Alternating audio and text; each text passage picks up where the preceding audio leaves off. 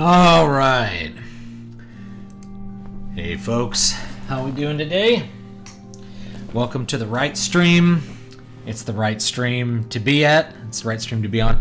Not a whole lot of people have hopped on yet today, probably because I wasn't hyping it up on Facebook or Twitter earlier today. So that's just kind of how it is sometimes. Not that big a deal. Somebody suggested, actually it was Jesse White that suggested this on Twitter, talk a little bit about the difference between writing scripts for comics and writing prose in books. Because a lot of people kind of miss the boat when it comes to writing scripts, or it's unfamiliar and therefore a little bit daunting to write a script. So I wanted to talk about that, but not everyone's trying to write comics strips. What's probably more often is people trying to write screenplays and teleplays.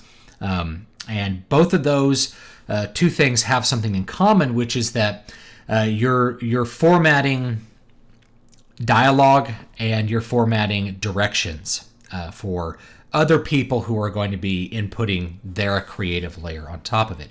So in the case of a screenplay, you're writing dialogue, which is the main thing the actors are going to be saying and doing.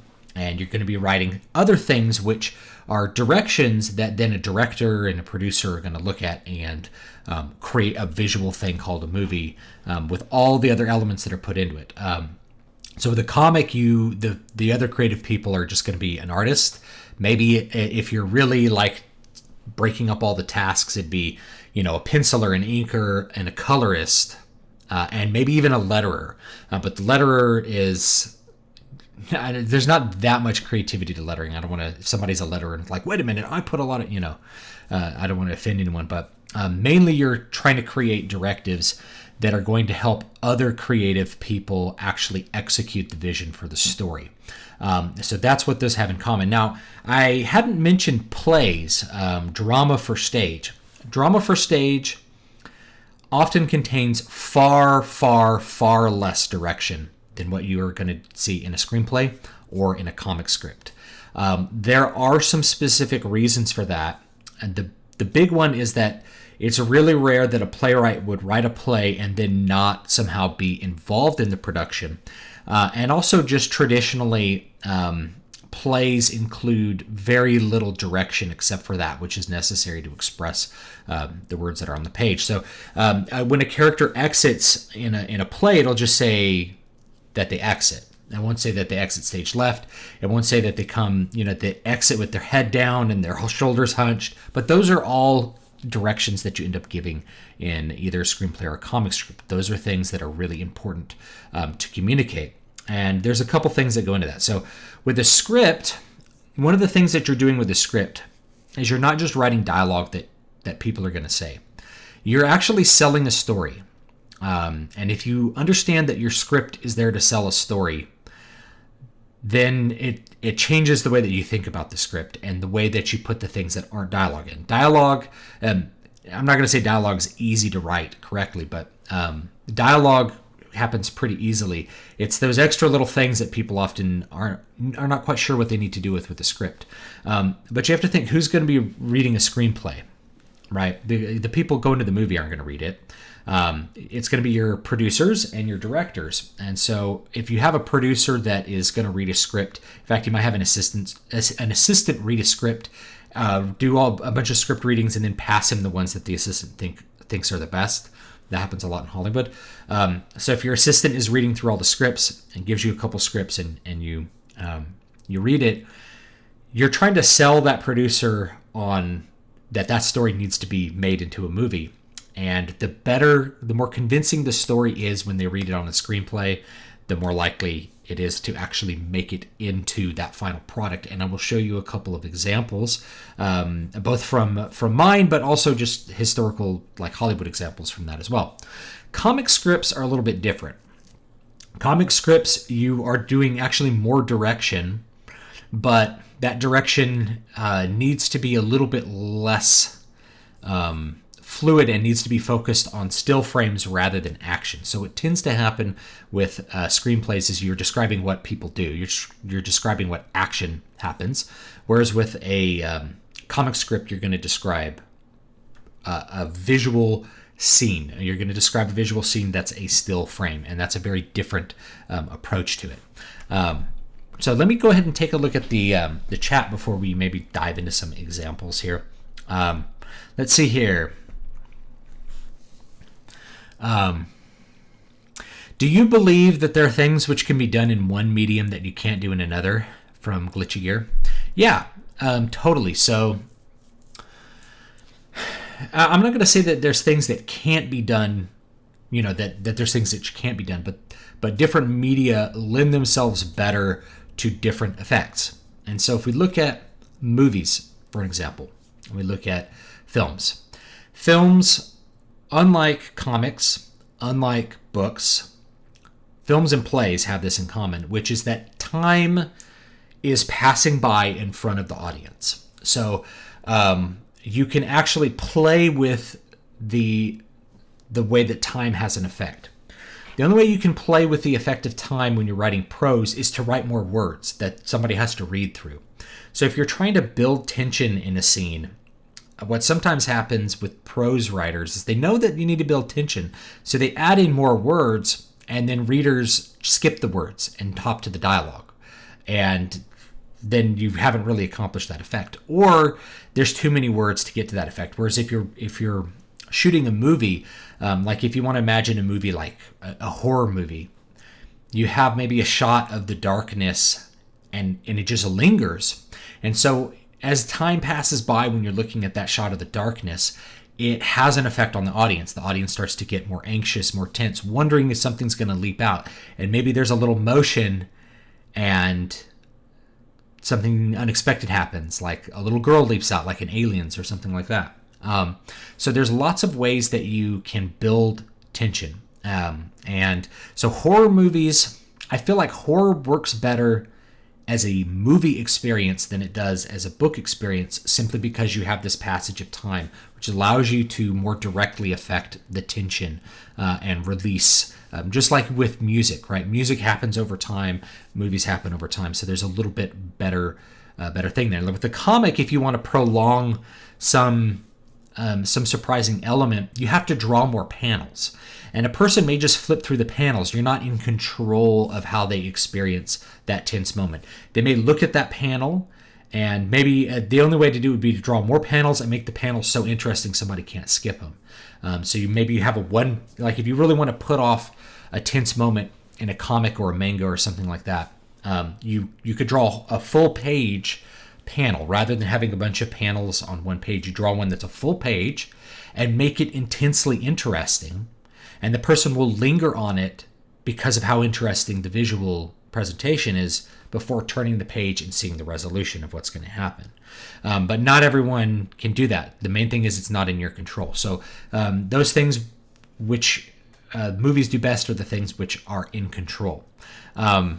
Books do other things better, because books you can present, because with movies you're only presenting things in a third person perspective. Books can present interior dialogue easier. They can hint at things a lot more easily. The ability to communicate how worlds work tends to work better in fantasy than it does, in books for things like fantasy and science fiction than they do in movies. Because in movies, a lot of times you have to rely on dialogue to info dump. You don't have to do that in books. You can just write it in prose. So different mediums have different effects. Likewise, the visual interest of a graphic novel can't really be easily translated to a book, because the character design is something that is aesthetically appealing in and of itself, or maybe horrifying if you're writing some kind of horror comic. Those are things which you can describe them, you can word paint really well, but it's not ever going to be quite as good as that picture, or quite as appealing in particular. So yes, different mediums are good at different things. I don't think you could have certain kinds of shots that happen in movies exist in books, for example, and that goes to the strength of the medium. Another one from Glitchy Gear. Do you think graphic novels have the power to be a popular medium in today's digital age? People keep saying physical medium is dead. I disagree, and I want to hear your opinion. So there's several questions there, right?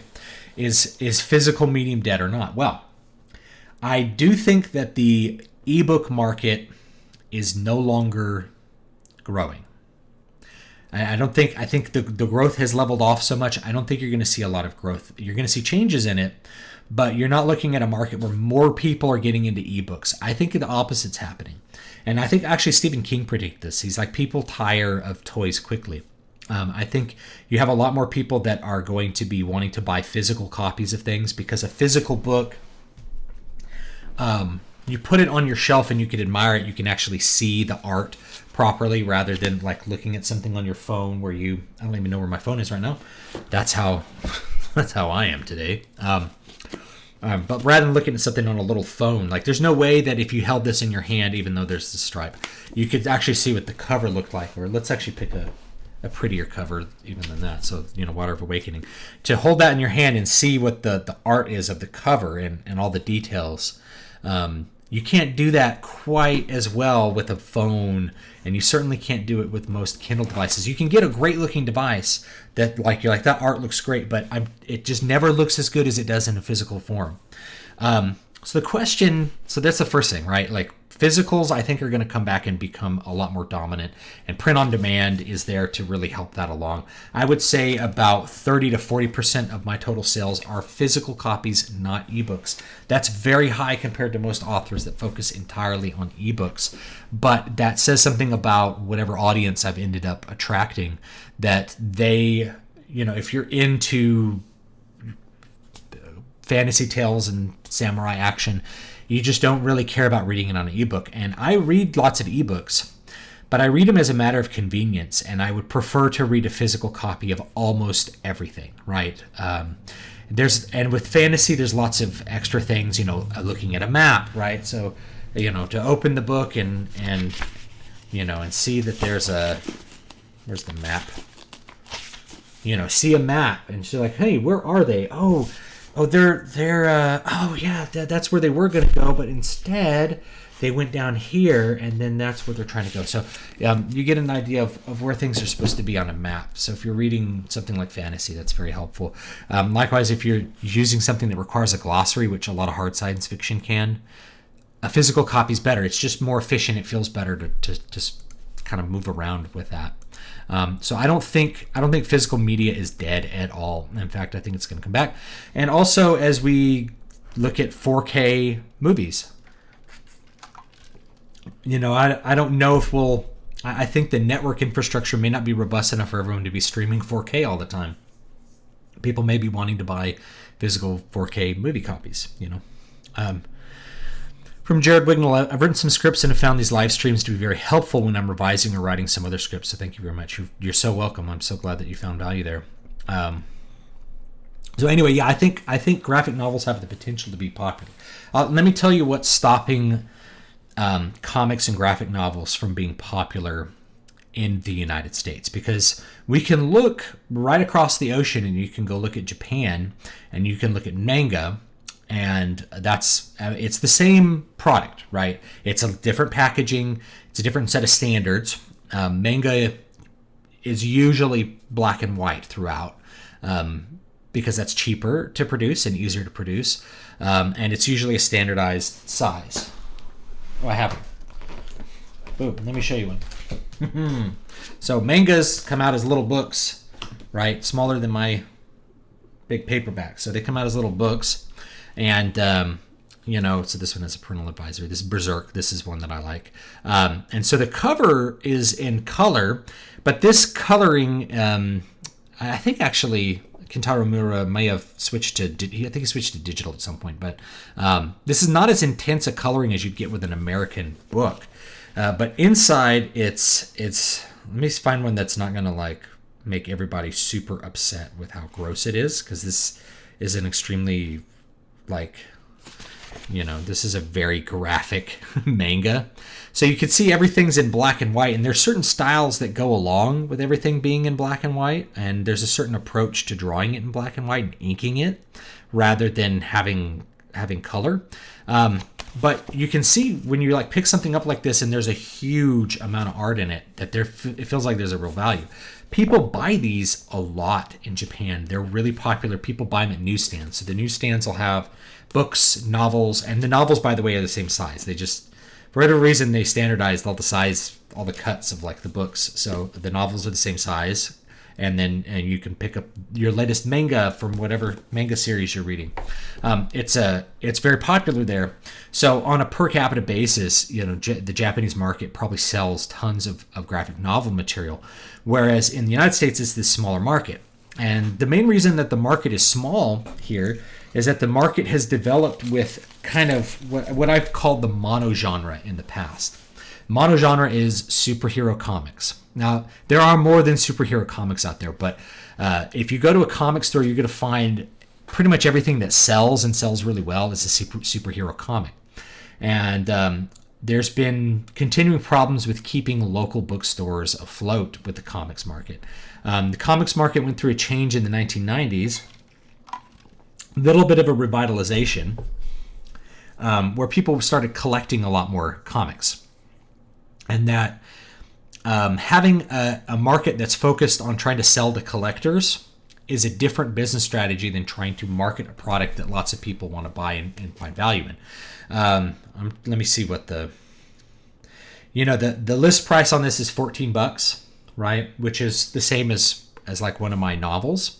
So you're really looking at when you hold this up and you hold a novel, you can see that there's like a really easy price comparison.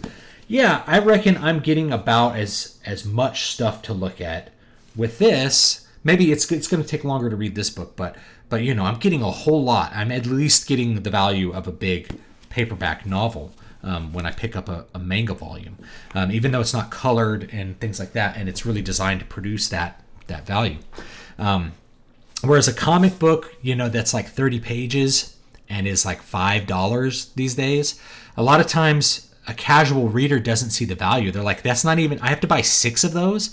I have to pay $30 for 6 books to read part of an arc, whereas this one manga probably would contain the equivalent of like, 4 or 5 6-book series in terms of like the amount of content that's in it. It's easy to think that the value is not there for a casual consumer. But I mainly think that it's so focused on superheroes and the same superheroes that only the people who are really part of that niche market are really interested in getting them.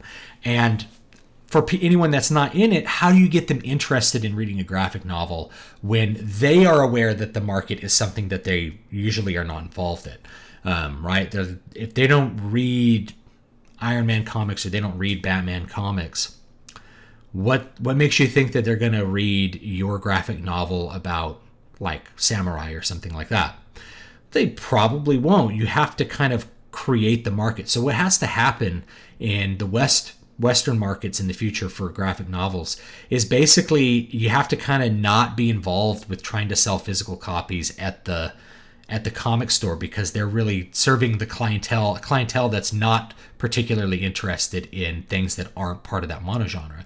You really do have to exercise print-on-demand options and sell online and really kind of break outside of the mold of where everything's going. And the other problem is, it's just not that profitable, right? Like Marvel doesn't do that well with its books. Although its IPs are selling hundreds of millions of dollars at the box office, the comics that go with them, people just aren't getting them. And there's actually more problems than that. And I don't want to make this whole video about that, but it's kind of difficult to go read backstories, right? You have to get anthologies. It's not the classic stories that Stan Lee and Jack Kirby came up with back in the 60s and 70s. They're actually not that easy to find and get into, but they would actually probably sell really well if they were just coming out with big anthologies of those classic Stan Lee stories and the stuff that he did with Jack Kirby in particular. That's like the classic Marvel stuff that all the movies are based off of. They could probably sell a lot of those, but I don't know. So the main thing is that I don't think the current structure of it supports a wide market. Whereas if you look at Japan, it's sold at the newsstand, right? It's sold on a corner. You can go down and get your manga on the corner. It's already in the mass market. So when you're trying to make a comparison there, you have to realize that like the West is not set up to do that yet. And what has to happen is the market has to grow before anybody that's putting physical books in their stores is gonna have a response to it, and start stocking those. But I do think physical media is here to stay, and I think it's going to have a big resurgence, especially high quality physical media. We saw a resurgence of vinyl records for that reason. Vinyl sounds better than digital files. It just even if you have like a high quality FLAC file, I have like high quality FLAC files of the last Twilight Force record. The vinyl sounds better, even though they recorded it digitally. Somehow putting it on that vinyl and having a physical needle drag it and create all the resonance, it produces a much better effect. So that's just something to think about. What do you think about the evolution of Batman in movies and maybe how it relates to changes in Hollywood culture? That could be definitely like its own. Batman could be its own stream. So Batman has evolved into more of like an edgier character than he probably once was. And it really, I think if you go all the way back to the first Tim Burton movies, that's almost the birth of 90s comics, even though it's not a comic. It shows a certain attitude towards the material that was very, very different than any prior attempts to adapt any kind of comic, other than maybe like Darkman. Darkman's not like a great adaptation, as far as it's not a great movie, but like focusing on darker material or the darker version of Batman. Because what we got in the 90s were all these edgy, Mark Liefeld inspired, he's the guy who created Deadpool, and a lot of people don't like the way he draws.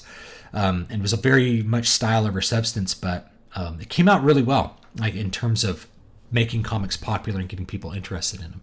So that change in it going from Hollywood recognizing that comics were essentially like kiddie books to a lot more people being broader age range and older people being more interested in it, which produces things that have more adult themes.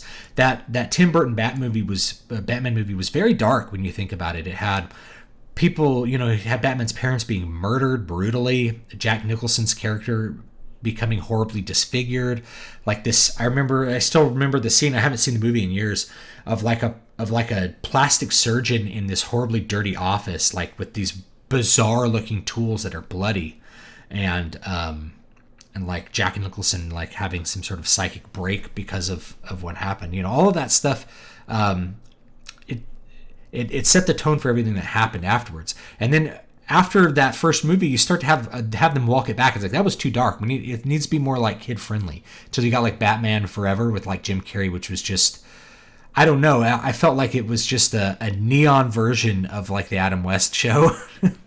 And then finally you have with Batman Begins, you actually have a return to the mood and the tone that Tim Burton actually set up. So I think Tim Burton, just being willing to make a very dark and spooky and edgier version of Batman, had a big influence on what Batman did in the 90s and 2000s and what other superhero movies did. Because by the time you got X-Men coming out, you had people trying to play to that first Tim Burton film, really wanting to make something darker, edgier, and more adult-oriented. So it's an interesting thing to think about. And of course, X-Men comics in the 90s were a little edgier than they were in the past. You got X-Force, which was I think I called him Mark Liefeld. I meant Rob Liefeld. Sorry. Which was one of his creations. You had a lot of stuff happening in the 90s that was interesting. That could be its own stream. So let me see if there's anything else quick I can answer before I talk about writing scripts a little bit.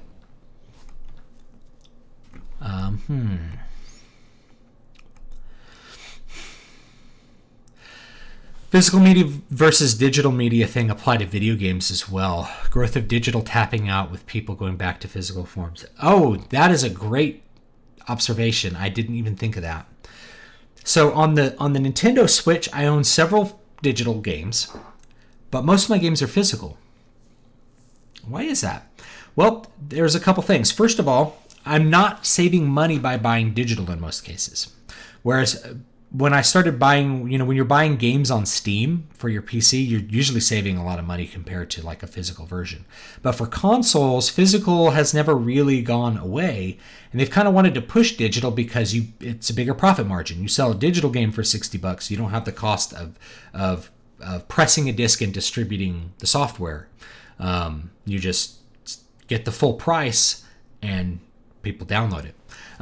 But for a physical game, I'm like, it would be really nice if I have my physical copy of whatever to be able to hand it to my friend and be like, here, you want to play Octopath Traveler? Here's my copy. I'm done with it. You play it, right? You can share it. Or if we get a second Nintendo Switch system in our house at some point, as I'm sure they'll come up with another revision, or maybe as my kids get older, they want to play, we both want to play on it or something, then, physical copies are better because you buy one copy and can use them on multiple machines rather than, a digital version. You can really only use it one at a time because it's tied to your account. So you can't both be playing the copy at the same time. So I don't know. I think it's interesting. I think digital distribution for most kind of games is going to be the dominant thing. But I think for bigger game companies like Square Enix or something, I think physical is going to dominate for a long time simply because the console market dominates. In PC, physical is pretty much dead. But that's not, like, very few people are using multiple PCs with the same Steam account. So I think for consoles it never really died, and it's probably going to make a good comeback. Do you think we're going to see a major American manga publisher, what Marvel, is all I'm saying, is online magazines like Saturday Morning? I don't know. I don't know if somebody, if the change comes, it's going to come from somebody who's outside of Marvel or DC. It'd be Dark Horse or someone like that. That Dark Horse is the one who actually, so this is actually published by Dark Horse, and the American version, right? And so they're happy to make this, and they have the capacity to print them, so they could. I'm certain they could step into that.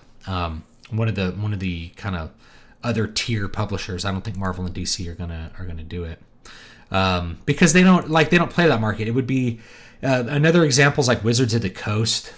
I don't want to talk too much about them, but their entire financial strategy revolves around selling the same product to the same people over and over and over again. You have Dungeons and Dragons 3rd edition, 3rd and a half, 4th, 5th and a half, different modules for the same Dungeons and Dragons. Dude, Advanced Dungeons and Dragons is all you need to play. You do not need to buy any Dungeons and Dragons after 2.0. After AD&D is the only one that I personally think is still good, right? It's great the way it is. Now, there's other role-playing systems I like better, but AD&D, it's like where the heart is. You don't really need 4th or 5th edition, which aren't even... Some people are like, they're not even role-playing games anymore. They're just like, to execute a conflict, a battle, takes like all night to get through combat. That's not very fun. Anyway, so they keep selling the same products. Magic the Gathering is about 1 billion times worse. They come out with several expansions a year. They've upped the number of different kinds of cards that come out with Magic. So their entire strategy is to sell the same products to the same people over and over again. Companies that do that, they're not going to step outside of that and present consumers with an alternative. This is why EA, Activision is switching over to video game companies. Why they're not going to stop doing the garbage that they're doing until nobody's buying it anymore. Because selling Call of Duty, why is Call of Duty, I won't touch a Call of Duty game because it's the same product sold year after year after year.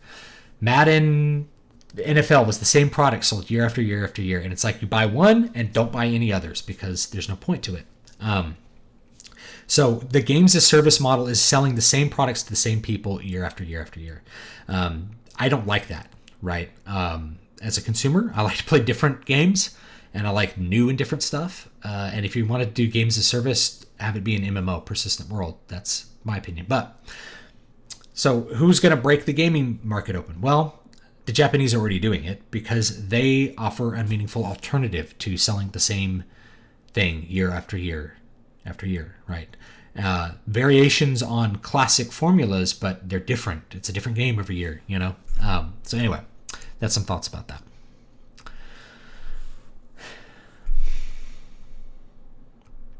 See if there's anything else.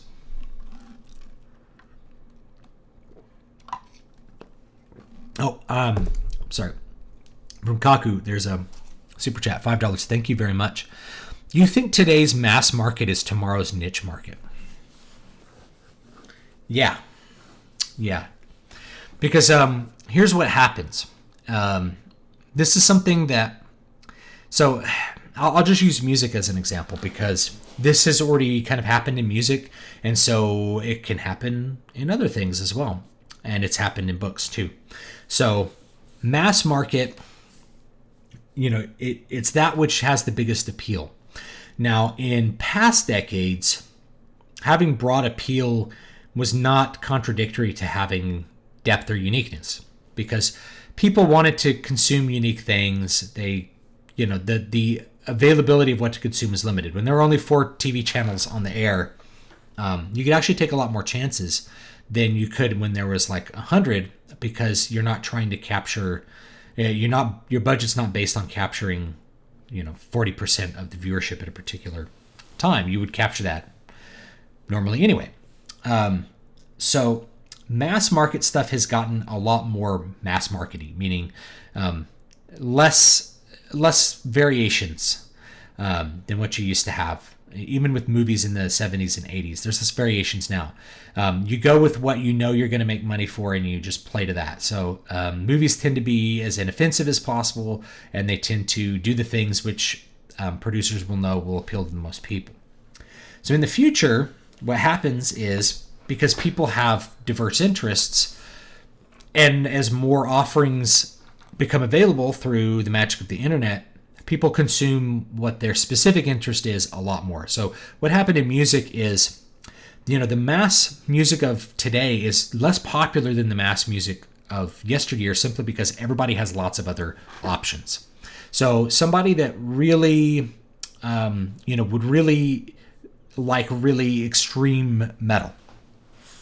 In the 1990s, the only band that did that you could hear on the radio was Pantera. So that meant everyone who was into extreme metal was a Pantera fan. Nowadays, if you're into extreme metal, you just won't hear it on the radio. It's just like it's not really there. There's no offering for that amount of diversity, because it's just not. It doesn't appeal to the widest, lowest common denominator. Instead, those people consume lots of the things that they want. So Pantera wouldn't be popular now. Well, it'd be popular, but it wouldn't be, it would have pretty close popularity with like Carcass, with all these other extreme metal bands that people can just spend all their time listening to. So it's like the people who would listen to Pantera in the 90s, which was like me, I had a hard time finding Carcass or Cannibal Corpse records or Mayhem or any of that really crazy stuff, because record stores wouldn't stock it. So you bought Pantera records and you were a Pantera fan. Now you would just listen to Carcass and you would skip Pantera because it's too much wide appeal. It's not death metal enough. So that's kind of what you get, is you get a fracturing of that. And you see that with the books and Kindle, is that there's the genres become increasingly diversified and people are more focused on their genre. It's like the total market grows, but there's nothing that's super popular. And the stuff that is super popular is actually less popular than it maybe would have been. The only like super popular fiction from like the last 20 years was probably like Harry Potter or like Dan Brown stuff, right? Stuff that really blew up or Twilight, that captured everyone's attention.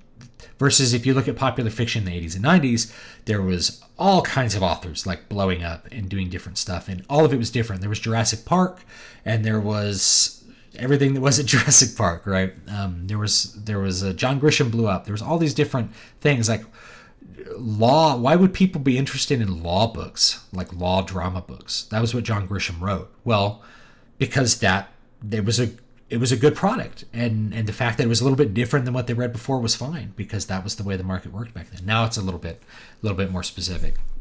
Everything kind of duplicated fantasy rather than fantasy and science fiction, rather than duplicating, say, Jurassic Park. And Jurassic Park is a science fiction tale, by the way. It's a sci-fi book. Jack Cool. The West seems to have traded part of its soul/identity in pursuit of an ever higher sum of cash. Totally.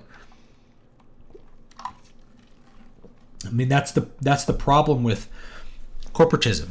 I mean, corporatism, there's no directive other than, in fact, legally, corporation, its only legal obligation is to maximize the shareholder returns, either pay the most dividends or increase the stock value by the most. They have a legal obligation to grow as big as possible. Whereas individuals can choose to do art for whatever reason they want. You can choose to come out with an album that's what you really want to express artistically, not what's going to sell the most. Well, if you're a corporation, you would never get records you'd never get Dark Side of the Moon, right? You never get something that was intentionally odd rather than something that was intentionally meant to sell tons of records. So there's really standout records of the past. They're kind of missing a little bit from the modern sensibility. So yeah, I think we've sold out a lot of that stuff for cash. But the thing is that's been happening for a long time. It's been happening in the 20th century for a very long time. The rejection of European identity, Western European identity, and the replacing of European identity with nothing, right? So when people talk about like globalism, that's really what it is. It's like in the West, you decided the Western culture was bad and you replaced it with nothing. And this was exactly what Nietzsche feared. It was like by becoming nihilistic, people will replace something that maybe Nietzsche didn't like with nothing, which is worse, right? So that's like the fear of nihilism. That's the problem with solipsism, is that you're replacing a value system with things that don't have any value. That's postmodernism in and of itself. So yeah, I think that's true. Is it reversible? Absolutely. It just takes people caring about expressing values in art for a while, and it'll come back. And occasionally a piece of art comes out that really expresses values very fervently, and people get really attached to it. The soul and the identity, people end up getting very attached to that, which is authentic. Authenticity cuts through the garbage pretty well. It really cuts through the noise. Authenticity is hard to find. Have you ever heard of a band called the HU? It's a Mongolian metal band combining metal elements with Mongolian throat singing. I haven't done any Mongolian throat singing in a while. I used to do it to upset my wife, who's a speech therapist, because it sounds like you're really hurting your vocal cords. It's like a...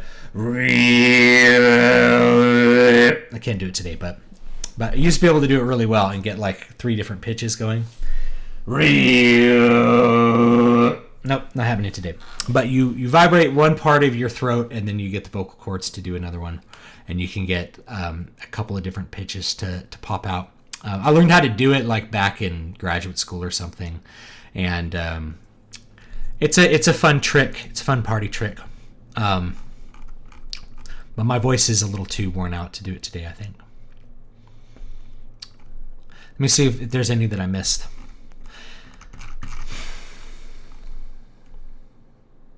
All right, let me go ahead and let me drop into today's subject and talk a little bit about scripts before I answer more questions, because I do want to get to this topic. It's important, and we spend a lot of time just answering questions.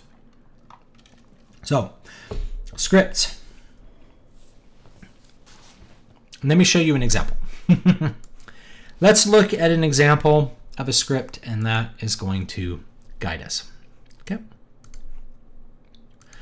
All right.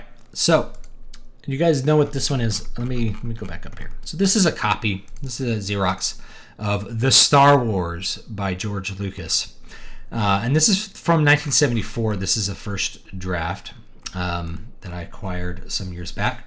So let's look at the way that George actually describes this. So he has a fade in. Now normally, let me show you. So here's a script that me and Matt Wellman wrote a while back. Normally you have this sort of thing: interior office, break room, morning. You have whether it's an interior, exterior shot, where it is, and then like the time of day, if that matters. But he just says space, right? Space is no time of day. And the way he describes it: a sea of stars is broken by the vast blue surface of the planet Ogana. 5 small moons slowly drift into view from the far side of the planet. The main titles are followed by a roll-up. All right, so this is the roll. Okay, so you have a description here. Now you could put this really, really like in a plain sense. You could have there is a blue planet in space. 5 moons appear around the side of the planet, right? But notice he uses a little bit of a prose thing. A sea of stars, many stars, is broken by the vast blue surface of the planet Ogana. 5 small moons slowly drift into view from the far side of the planet. So the words like drift, sea of stars, that stuff that's word painting, right? So it's from the prose. And I'm sure what George wanted to do here was really to set a mood, to try to communicate to whoever might be reading it what he's imagining. And then you have, I'm not going to talk that much about formatting. I'll talk a little bit about formatting. But then you have what's actually displayed on the page here. This roll up here. Until the Great Rebellion, the Dai Nogas, which is Jedi, that's what they become later on. And then you have some more action. A small silver spacecraft emerges from behind one of the Ogana moons. The deadly little fighter craft speeds past several of the moons until it finally goes into orbit around the 4th moon. Now, there's not a ton there. It's not like it banks left and right, and then it's still pretty broad, but there's a little bit of word painting there. And then you have this one. Look, this next scene, there's no dialogue. It's just a description. A harsh gale blows across the bleak gray surface of the 4th moon. The blood-red sky presses down on a lone figure, Justin Valor, a tall, heavy-set boy of 16. He slowly makes his way across a weird plain covered with huge, sprawling lakes. The water in some of the lakes is bright red, while in others it is a vivid green. Notice you're not trying to write it quite as well as prose, but you're trying to communicate something visual and something specific. You want the director, when they look at a script, to be able to imagine what you're saying. Let's hop down to some dialogue. Okay. A damaged spacecraft, half buried in the dust, rests next to the remains of an abandoned supply shack. Justin makes his way across the colorless landscape and rushes into the crumbling building. Okay. The interior of the hut is shabby, but manages to abate the howling winds. So you're having a description of, like, maybe he closes the door and there's a loud noise that stops on screen, things like that. Seated in front of a thermo heater are Justin's father, Akira, and his younger brother, Bink. Akira is a large, burly man wearing the distinctive robes of a Dai. Bink is 10 years old with dusty blonde hair and a large scratch on his cheek. Justin slams the door and removes his gear. His ruggedly handsome face is caked with many layers of dust. Dad, they found us. Most of the time people think a script is just the words, but there's more of it. Bink looks up from a small cube he has been studying. His father whacks him across the shoulder with a braided wire connector. Akira, continue with the problem. Your concentration is worse than your brother's. To Justin. How many? Only one this time. A cow 4. Good. We may not have to repair this old bucket after all. Prepare yourself. Anyway. So you usually have this continued at the bottom. See? And just let you know that you keep going. Now, let's talk a little bit about formatting while I have y'all's attention. So when you're formatting a script, there's a couple things that you need to know. There's different formats for different kinds of scripts. This is a screenplay format. So one of the things about a screenplay format is all the directions are on the basically set pretty close to the left-hand margin. You don't have to have this number 4 floating out here, and this it's like one tab is what George is doing here. But all the dialogue is centered and underneath the name in caps. This is what you're going to see for screenplays. And you're always going to have a space, but sometimes you don't have to necessarily have a space between this, but the point is that you're just going to read down the names and see who's saying what. And it's very, very, very clear. You're not going to try to write a screenplay in a play format, or no one will read it. It has to be the right format. That's actually really important, because it's a signal, if you're trying to get somebody to produce your screenplay, that you actually know how it's formatted, that you actually bothered to learn something about writing a screenplay. And then the descriptions are always in caps. Now this one is actually a teleplay right here. This is a teleplay called Unemployment that I wrote with Matt Wellman, who I've had on the channel before. And so these are the main characters, Jay and Stu, which we just named after ourselves and just kind of made them us. You notice a teleplay has a little bit different format. So if you're writing a teleplay, which would be something for television, it's a slightly different format. It comes more from the dramatic side, so it's closer to a play than the screenplay format, which is a little bit different. The program that I use to write movie scripts and teleplays and that kind of stuff, this program's called Final Draft. Final Draft is the industry standard one. It's a very, very good program to use, and there's a few reasons why. First of all, it auto-formats this. So when you make a new document, you can select what format you want it to be. And this one is actually in CBS. So this is the format that CBS shows have. There's also an NBC format. So you pick the format that you want, and it just will do it automatically. And so as you go through each part, it automatically selects what these are going to be. Whether it's going to be the scene description. So you write teaser, scene A, boom. Here's a description, and automatically formatted it, which is underlining caps for this kind of teleplay. And then underneath it, which characters are in it, right? And then it'll auto-format the direction. A close shot of Jay, late 20s, a tall, bald man with his face lit by the glow of a computer monitor in an otherwise dark room, wearing a Snuggie and a headset. And then some dialogue from Jay. Notice that the dialogue for the characters in the teleplay is spaced out, whereas in a screenplay it's not. In a screenplay it's all monospace, where the person's actually talking, like where Akira is talking here. And so back to teleplay. And so you get this, but otherwise it's the same, like a capitalized name and then some dialogue. So a teleplay takes more pages for less time.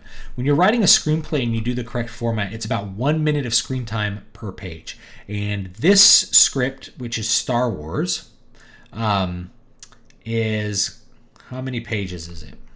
191 scenes. What page am I on? 147. So 147 pages, you're going to be at 150, 155 minutes. Actually, probably closer to 3 hours.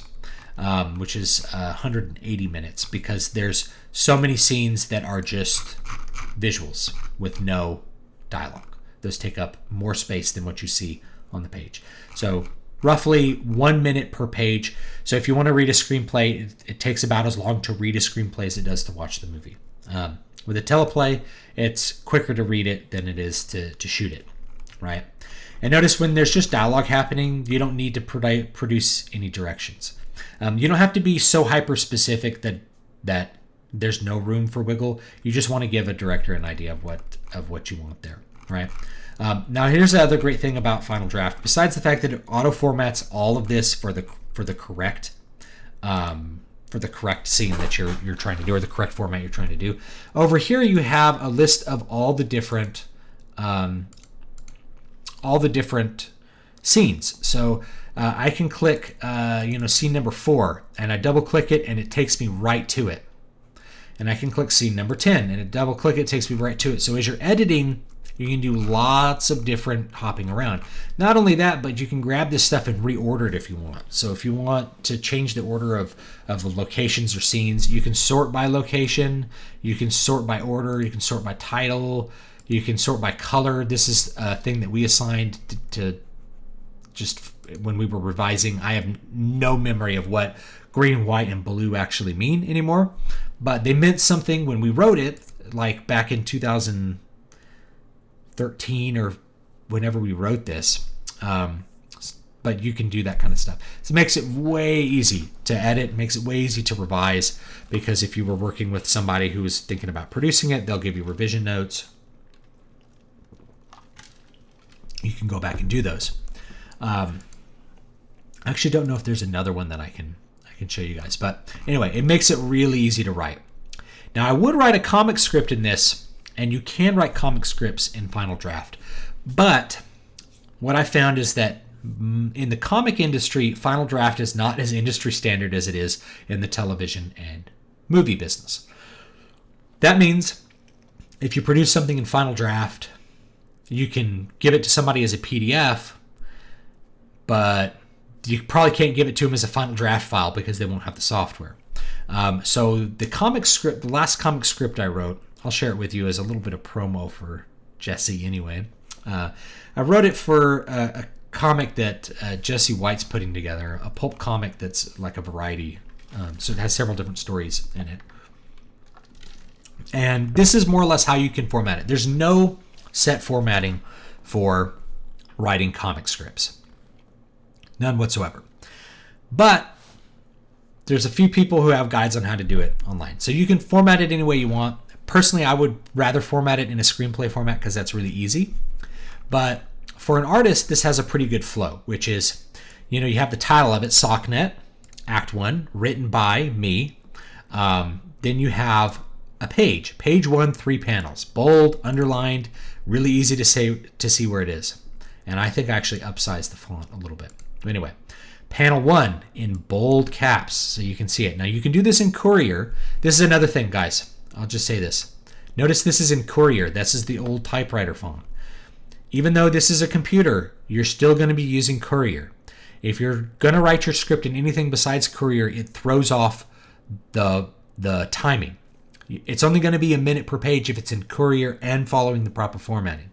Otherwise, you know, you're going to be off by a few minutes, and that can actually be a problem. So write in Courier. But for comic scripts, you don't need to. So this is just in whatever Arial, whatever random sans serif font was the default. So, you know, panel 1, again, I'm trying to describe what I'm seeing rather than describing action like, you know, ships slowly appear. I'm describing a scene. A semi-futuristic city stretches out. The sky is cloudy. People are walking on the sidewalk as sleek cars drive by. Now, this is action, but if you can imagine a still frame, there's some cars that are in motion, but even though you see them still, people are walking. Many of the people have a computer screen holographically projected in front of their eyes as they stand or walk. So the artist can draw as many people as he feels like he can draw or he wants to draw, and how he wants to decide to draw the holographic screen, that's up to him. A young woman in the foreground is smiling at her screen while a nearby middle-aged man looks sadly at his. So I'm describing the foreground and then the background, and that's the panel. 3 panels for a page is not that many, by the way. This could be like a 1-panel, 1-page thing. Like I could imagine that just being a page, just seeing the scene, kind of setting the tone for what the story is going to be. Panel 2. Notice there's no dialogue in that panel. A lot of times people write comic scripts and they're like, you have to put dialogue in every panel. I'm like, no, you don't. You just can describe visually what you would like there in that panel. Abram, a man about 30 dressed in a simple business suit, steps out of his apartment building and onto the street. Now, this is a screenplay direction that I wrote, but I'm trying to imagine he is stepping out. And I could put that in like that. He is stepping out rather than he steps out.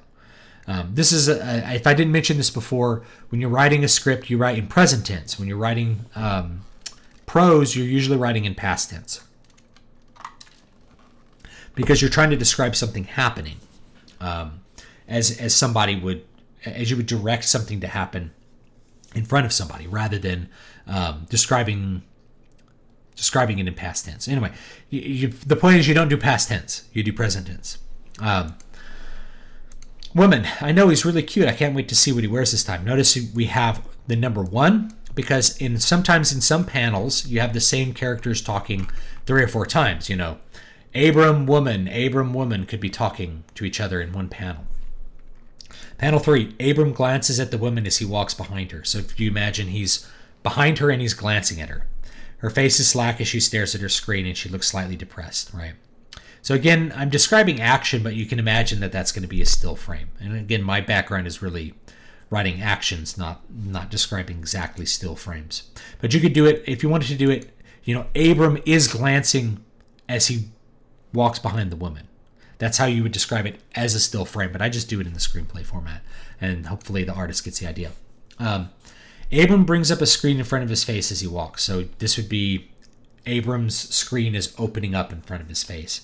Maybe it's open, maybe it's starting to open, but there's a screen in front of his face. I'm describing action, not really like a still frame, but the artist can decide how exactly that still frame is going to be articulated. It's kind of up to him. You just want to provide the idea of what is visually happening, and the artist can decide exactly what angle he's going to do. You probably wouldn't be so specific unless you're really imagining a certain way. Right here, close-up of the screen, so you're seeing the screen. And the artist could draw this just as the screen. He could draw it as maybe Abram's face plus the screen. He could draw it a bunch of different ways. It's up to him. He's the artist. Human silhouettes haunt the rear of the display, so the display is translucent and maybe there's a dark figure behind it. Hey Don, I just walked past Janice. I think she has a date. Let's fix that. A second date. Just thought you should know. Now notice I didn't put this as Abram. This isn't a speech bubble. This is something that is written on that screen, right? Close up of the screen showing a reply in a different, darker font. So this isn't dialogue, and so I'm not trying to describe it as dialogue. I'm describing it as something else. If we hop down here, here's a bunch of panels that are showing action. A woman is stepping on the bus. I'm imagining that's exactly what I'm imagining, right? Panned further out, and that's that's cinematography there. But you can imagine just the drawing would be further out. A woman, the woman steps onto the bus, so then you see her on the bus. Close up of Abram's face. His eyes are sad, but his mouth is almost smiling. That's what he's typing. So that's going to be maybe like an italic font. Anyway, this is one of the ways that you're going to write a comic script. Panel, panel, panel. Who's talking? Let's see. Yeah, example. One man, what? One Abram. Two man, two Abram. So the first one, first the other person. Second, second. So if you imagine one panel with bubble here, bubble there, bubble here, bubble there. That's how it would look. Okay? If that makes any sense. So that's a lot of the stuff with the formatting. It's really pretty similar to write a comic script as it is to write a screenplay, except you're not operating in a space with fluid action. You're operating in a space where there's going to be static images. And so you want to you want to imagine what it would look like and just describe what you think should be there. And of course, if this were going to be produced, I might work with the artist, and if Jesse's going to draw it, then he'd say, I'm really imagining this here. Like, well, yeah, maybe that's the way maybe that's better. Or like, what did you imagine here? Like there may be a little bit of dialogue there. I know there are certain famous comic writers. Who it is not coming to my head, but I know that this is the case. So they turn in the scripts without any of this. It would just be the dialogue. It'd just be the dialogue and maybe some rough directions. And the artist would decide how many panels were on the page. He'd decide everything. And so because an artist is going to have a better control of the visual space, all the numbers of panels may change if this is ever produced. So instead of having 5 panels, there may be 4 here, and like you're condensing things. There may be 1 less page and more panels per page. There may be a page where like instead of 6 panels, there's 8, and the next one has 3 because you want to present one of those panels is a really larger piece of art to catch the eye. There's a lot of things that go on with comics. So as you look at them, there's no standard number of panels. At least there wasn't back in the day. Nowadays, there tends to be more like, it's got a jerk, jerk, jerk. But in the past, that wasn't the case. Okay. So with that in mind, let me check some chat. Probably should have started with all that front loading, but let's see here.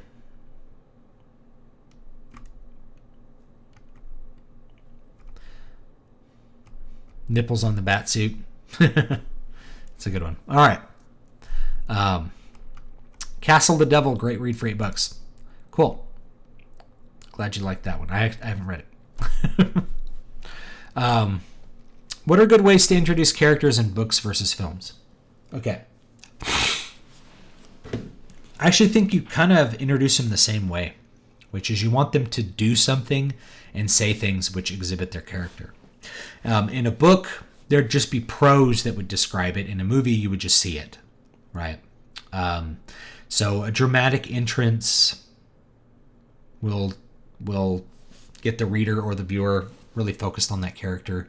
You want the character in their first appearance to say and do the things which are going to make the audience think the correct things about the character, or you can mislead them. But the main thing is, you want a character to come in like Darth Vader. Think of the first entrance of Darth Vader. Like, he steps through the smoke. He like chokes a guy and like lifts him up with one arm and like throws him down. And he's like, tear the ship apart, and all that dialogue that's really angry and forceful, that exhibits his character in a great way. If he had come in and spoken politely like he does in other parts of the film, then he wouldn't be as opposing as if he came in and like choked someone to death. Like, it sets a big precedent. So whether it's a book or a movie, you want to introduce them the same, which is you want to show them doing what they are supposed to be doing and saying the things that are normal for them to say, that let people think the correct things about their character. See if there's other good stuff. Have you ever? Yeah, I heard band. What is an example from the last 10 years of authenticity cutting through the corporate slop? Let's think.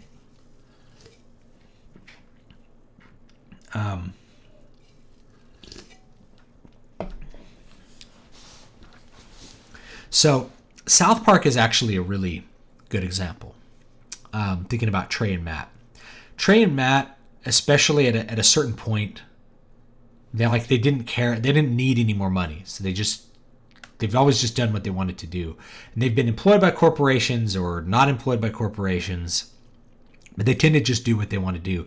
The reason South Park attracted so much attention in the late 90s is that it wasn't just like little kids cussing. It was that it was very like they didn't care.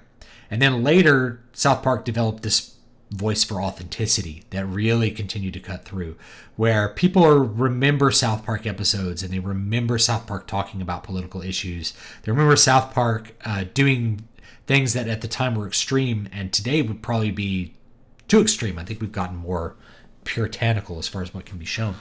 When they had Muhammad in like a bear suit to avoid drawing Muhammad, they had Muhammad covered in a bear suit so you wouldn't see him as an interesting little bit. So that as a show kind of cut through the noise a little bit.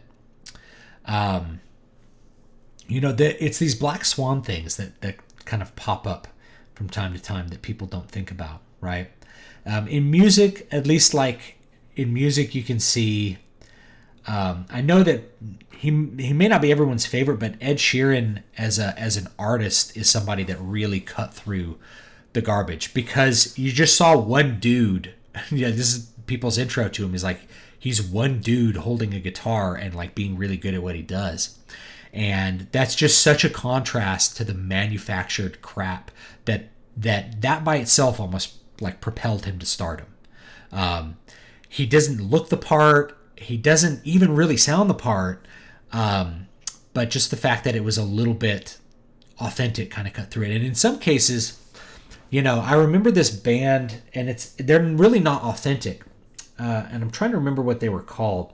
This folk band from like 7-8 years ago at this point. I don't even remember their name. But just because it had folk instruments, people were like, oh, it sounds authentic. I have to be attached to this. And because it was promoted. Now, it wasn't really authentic, but it was more authentic than the stuff that was surrounding it, which was completely manufactured garbage. In the metal sphere, there's a million things you can talk about that kind of cut through that, right? Like something like Twilight Force, which just doesn't care.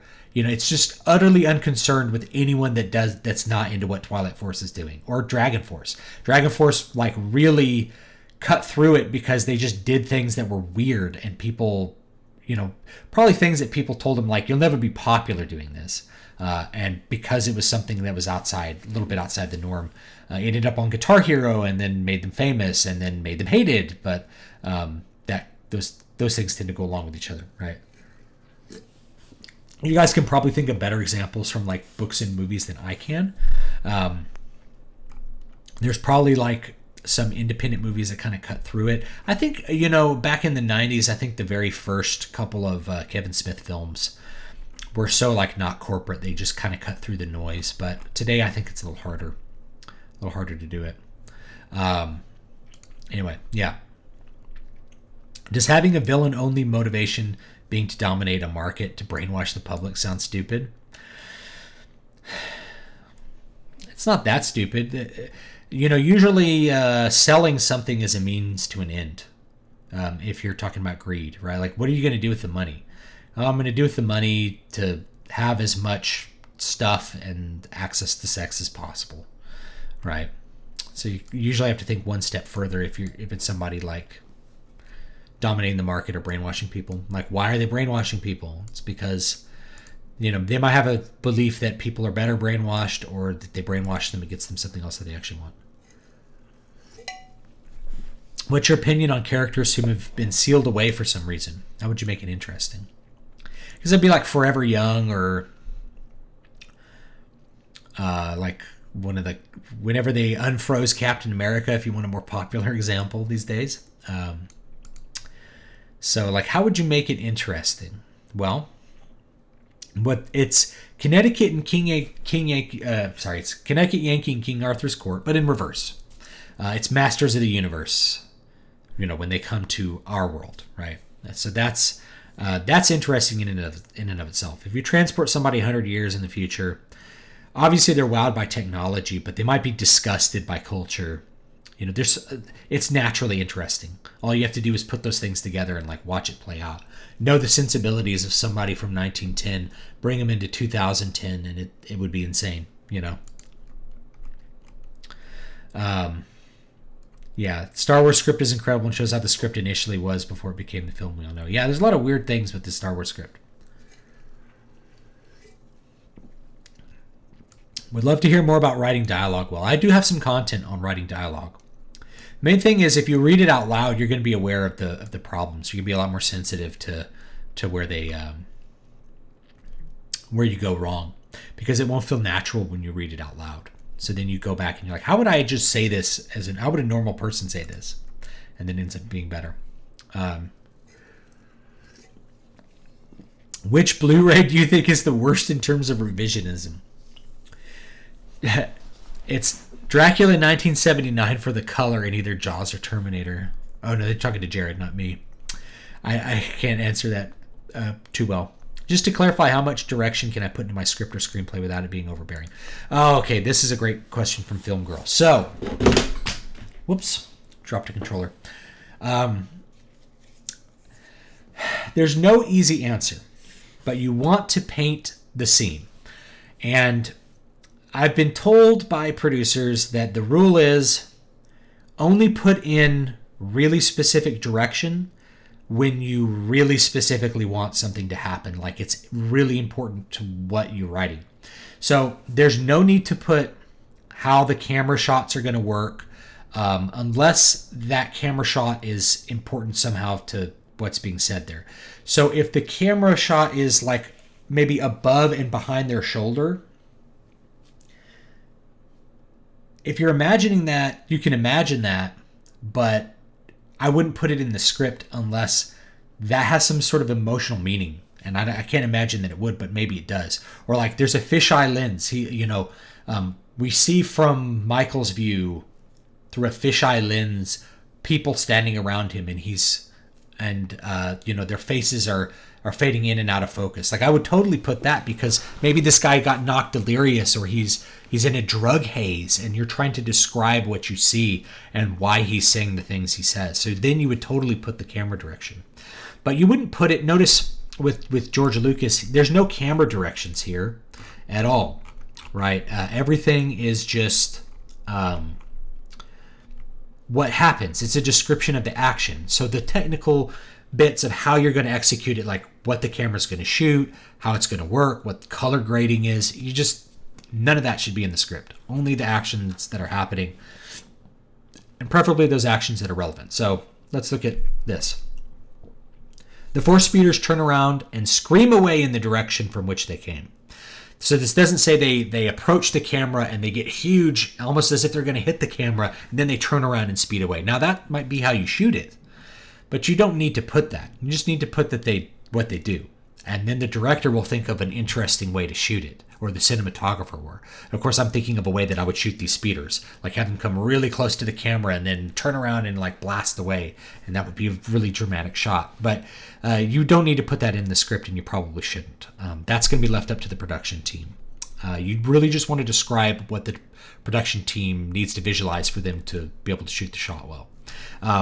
So things like that. Now, if you're writing teleplay or anything that has comedy, you may put something called a beat. So you may have, two pieces of dialogue, and you may have a beat. I wish I had like a copy of 30 Rock or something, because it does it so well. 30 Rock scripts are great to look at if you want to see how you write comedy timing in like a Joke Factory thing. So 30 Rock scripts are really good, and most of them are really well written too. Tina Fey is actually a good writer and does a good job like communicating things on the page, better than what you would normally think. So you may have something like a beat. Will stands up and leaves $20 on the table. That should cover the wine. Let's go, right? So you may have something that's like a beat where somebody has silence, awkward silence. You need to put that in there. That has to be in there because that's an important part of timing. But you wouldn't there's an awkward beat in which they look left to right and shrug. Now, the actors can work that out. You just need to there's a beat or an awkward silence.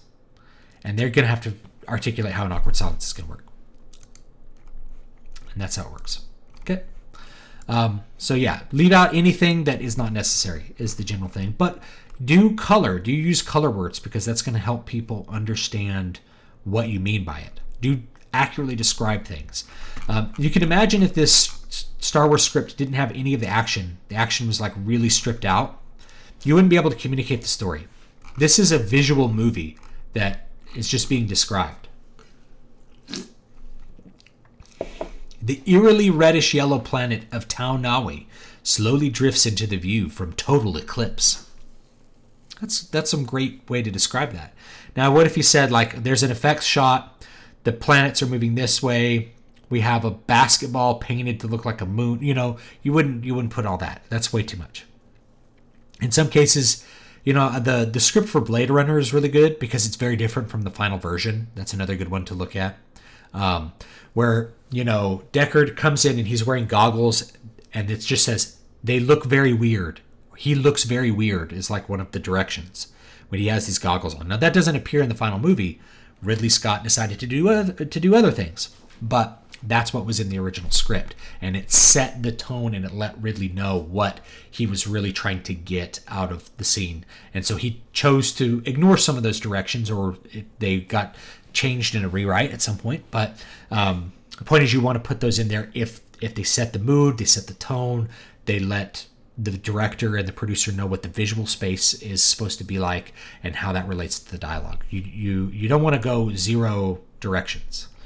You want to have plenty of directions. You just don't want to make them technical. You want to be like, a close mic on his voice.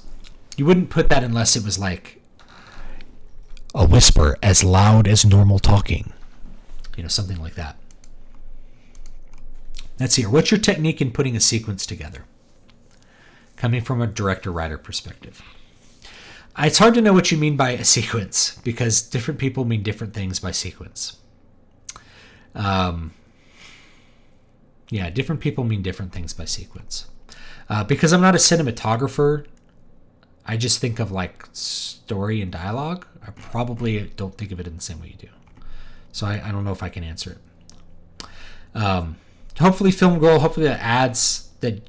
How do you avoid being overbearing? Describe what happens, but don't get into any kind of technical stuff like unless it is specifically important to the story. So nothing with like what lens to put on your camera, anything like that. Let's see if there's some other good stuff here. So people talking about bad color transfer. That was a big thing, man. When DVDs came out, you'd put a DVD in and you'd just be like this. On half the DVDs, you'd be like, what are they saying? I can't hear them. You have to turn the TV like up to max because somewhere along the way in the transfer, they didn't do the sound right. Like they didn't realize that as you, this is an audio thing, as you transfer formats, you usually have to you have to rebias if you're doing analog stuff, and you have to add gain, because what happens is as you go through wires, the signal degrades. It naturally loses amplitude. So you have to always add a little bit of gain at every step, or you end up with this super quiet transfer. So I remember watching The 13th Warrior, which was based on a Michael Crichton book called Eaters of the Dead. And it's actually a pretty cool movie with Antonio Banderas as an Arab, as like an Arab trader who joins these Vikings to fight a tribe of people who are cannibals. It's very weird, right? But it's a cool movie, and it's actually pretty good. But I remember buying the DVD, and it was like inaudible. The sound transfer was terrible, to where you turn it up, and this is one of the ways that you know that they weren't adjusting their settings or adding gain as they tried to do the transfer from film, because the film probably had a good mix to it. Is that you'd be struggling to hear the dialogue, and there'd be other things which would just be louder than the dialogue, right? So you'd have anything that was like a mid-range tap would be just suddenly super loud, and the dialogue would be whisper quiet, because the high range tends to be what you lose, just kind of like natural acoustics. The higher frequencies you tend to lose the detail of. So you need those good EQs when you're transferring from film to any other, whether it's VHS or you're trying to set up a digital transfer. You actually really need good preamps and like EQ to preserve those higher frequencies, or you lose the speech. And I remember watching it, and it was like an unwatchable DVD because the dialogue was so quiet. Even when you turn up the TV loud enough to hear the dialogue, and things were just popping your ears out. Not that it was too much range, but the range between the frequencies was too high. It was awful. That's just like a random thing to talk about, but it's something I notice a lot. Let's see if there's something else. Film Girl says thank you, and you are very welcome. I'm happy to talk about it. Happy to talk about this stuff. Let's see if there's anything else that I missed. I think that's mostly it. From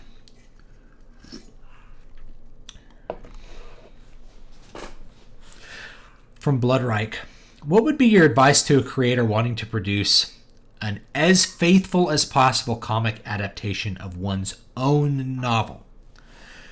I haven't done that, so I don't know if I can give that advice.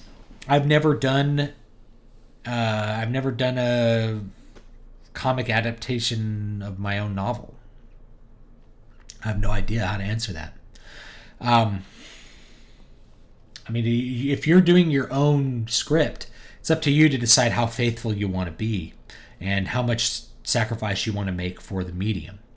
What's kind of cool about the graphic novel medium is that you can have things like thoughts, because you're not operating in this completely third-person visual space of the cinema. You can have a lot more dialogue that's hinted at the bottom that fills in gaps. It's actually a big advantage. Actually, so you can have. Now I'm imagining if I were going to do like Muramasa, do this one, right? If I was going to do this one, there's a scene where Yoshio is like running through this marsh, chasing this bad guy, right? This killer. And there's a little bit of internal dialogue. He's thinking things and he's imagining things. And so you can actually communicate that with the graphic novel. Like maybe as he's projecting how the fight's going to go, he's imagining what his opponent's going to do. You do that in black and white, and then you were to let him know.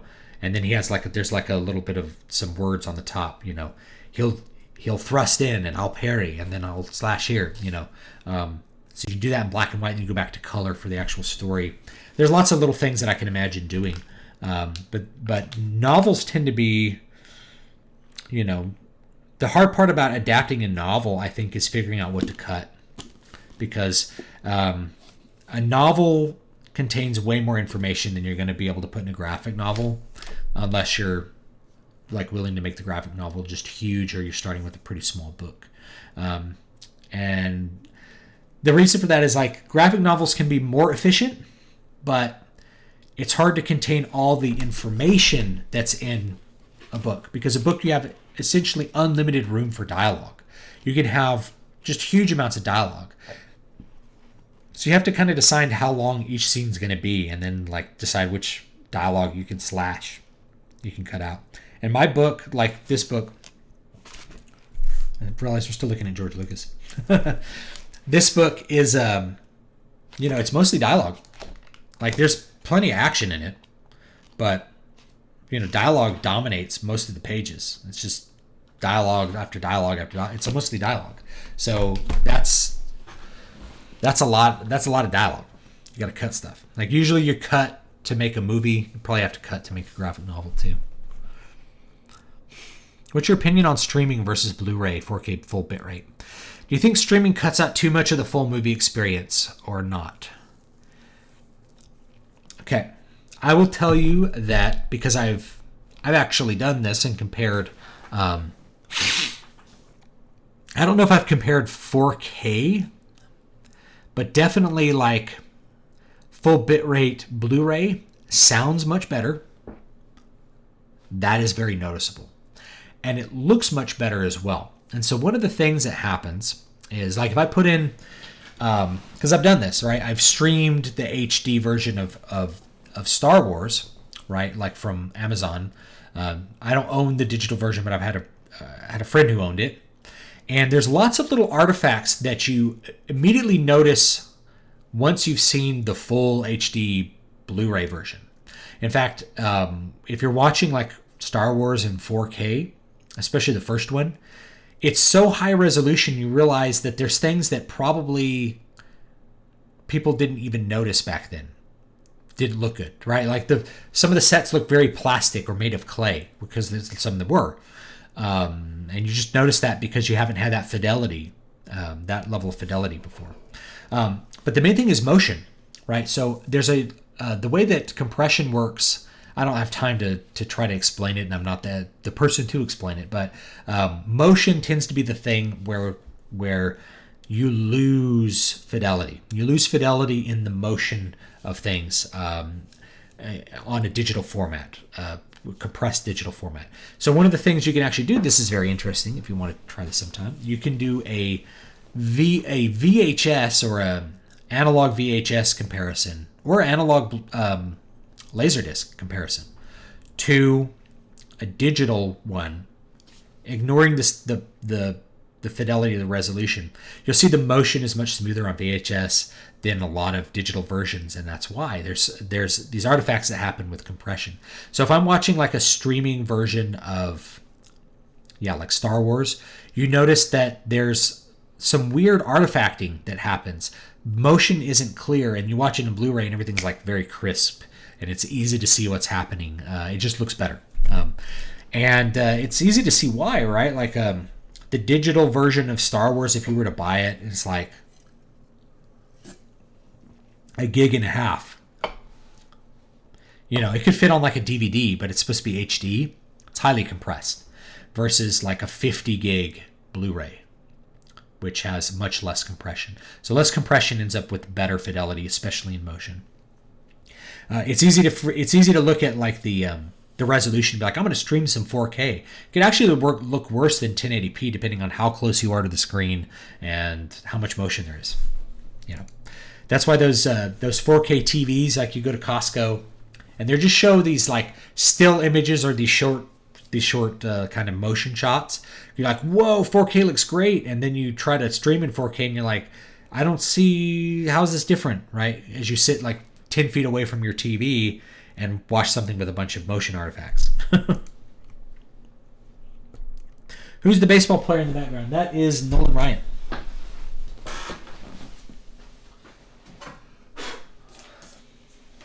Dusty. 34 Express, Nolan Ryan. I'm trying to think, he still holds a bunch of records in baseball. He was the oldest guy in baseball. He like pitched the longest in baseball, 7 no-hitters, 5,000 strikeouts, the whole thing. He was kind of a hero when I was a kid because he had like such a relentless work ethic. I think he was the general manager of the Rangers for a while too, and he was from Texas, and I'm from Texas, so he's a very nice guy. Very nice guy. Yeah, you can see seams in the Stormtrooper armor. There's a Stormtrooper that... Okay, so this is... If you have the VHS, you can find a Stormtrooper that's wearing white Nike sneakers in the original version. And when they did the special edition, they digitally took out the sneakers. There's also like a boob slip in Return of the Jedi that me and my friends used to like pause just at the right moment and be like, there's the green boob on the... Like one of the Twi'lek dancer in Jabba's hut, like her breast... like comes out of the costume for a second.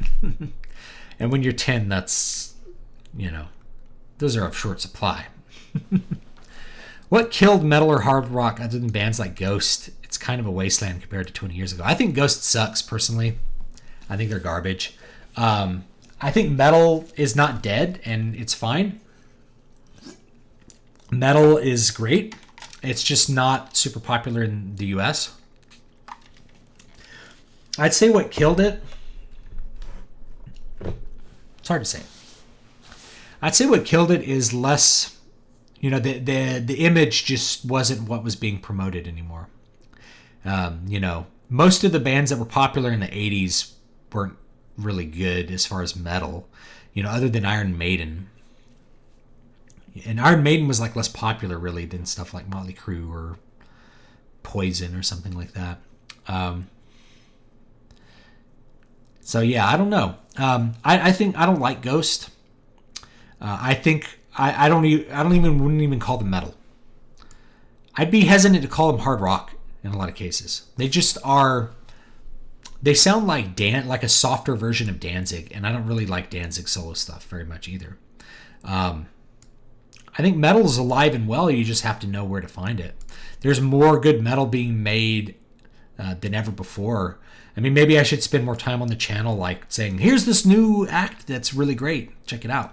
If I were to pick anything, I'd say it's metal, not the genreification of metal that happened about 10 or 15 years ago, where there's like a million different genres.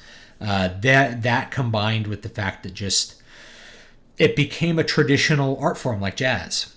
And so once it became a traditional art form, it's hard for it to go forward and continue capturing the same amount of attention. So metal's really closer into its sales space to jazz now than any kind of popular form. But jazz was very like what killed jazz. Was it hard bop? Was it stuff? Jazz became for jazz fans rather than for everybody. That's what killed it. And so that's probably what killed metal and hard rock too, if you want to look at it from that perspective.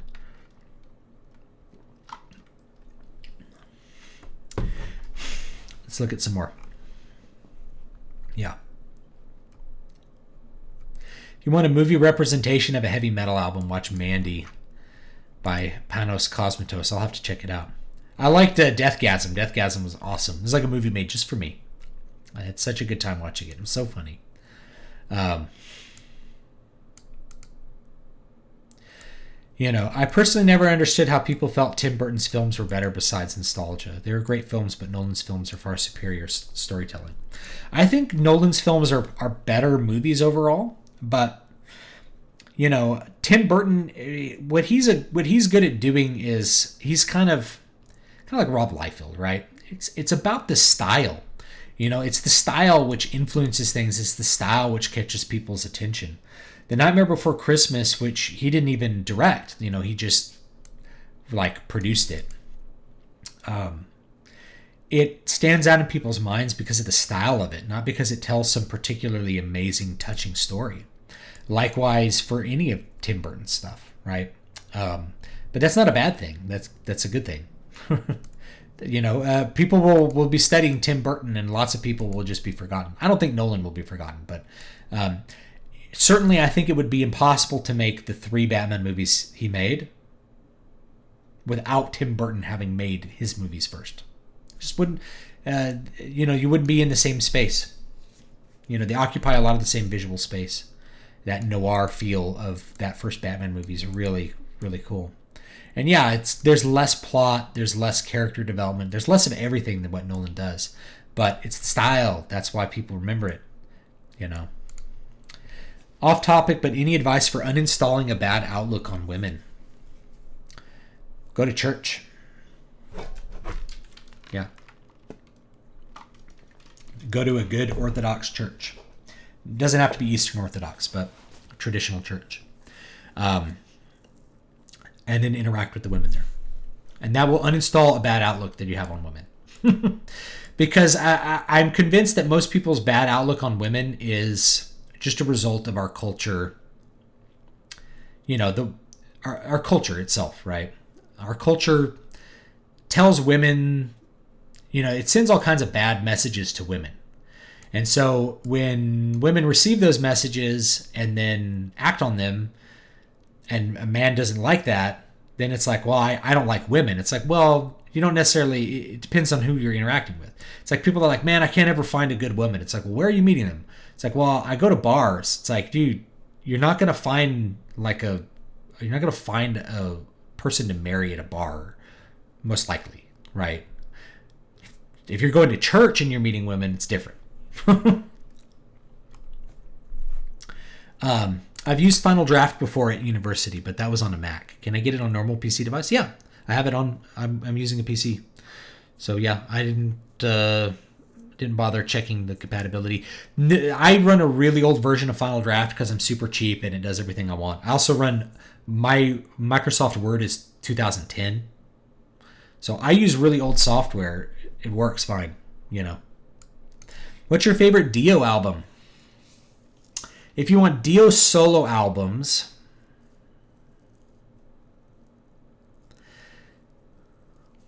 it's probably The Last in Line. Or that first one. Holy Diver and Last in Line. Those two are great. If you're talking favorite album featuring Dio, it's definitely Heaven and Hell from Black Sabbath. That's, in my opinion, that's the best Black Sabbath album that exists. It's the best album that Dio was on. It's the best album for a lot of that stuff. It's the best album Bill Ward's been on, for sure. And then after that, probably Rainbow Rising. It's really, really good. So the best Dio albums, if you want stuff that Dio's on, Heaven and Hell by Black Sabbath, Rainbow Rising by Rainbow, and the first Dio solo album, Holy Diver. It's really good. All awesome.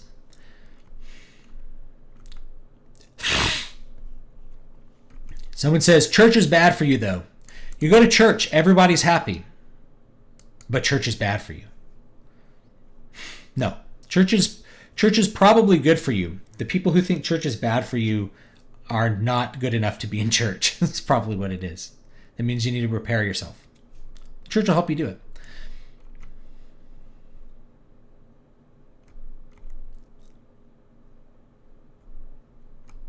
Let's see here. Not to like harp on you, Ian. You're fine. You can have your opinions, whatever you want to believe. But this is one of those things that people who like really hate churches for some reason, and in a lot of cases there's some good reasons to, depending on your experiences at churches. And I've had bad experiences at churches in the past, but it's like they go into a church and everybody's happy, you know. And then, but they don't like something, they don't believe in the same things as the people that are in the church. And therefore, there's something wrong with the people in church. It's like, not necessarily, right? If you judge things by their outcomes, then church is pretty good. It's pretty good for you. Youngest woman at my church is 65 or so. Yeah, this is a problem. There's a lot of young people that are missing from the church. However, I've noticed a lot of people my age and younger coming back into much more orthodox versions of Christianity. They're going into the Orthodox Church, they're going into the Roman Catholic Church, or they're in more conservative Anabaptist sects, like I was a Mennonite. They want a meaningful alternative to the modern culture. They want that tradition. They want deep meaning. They want aesthetics that match the meaning. They don't want shallow Jesus movement praise music and wishy-washy feelings. They want the fire and brimstone. They want the good stuff. It's just something I noticed.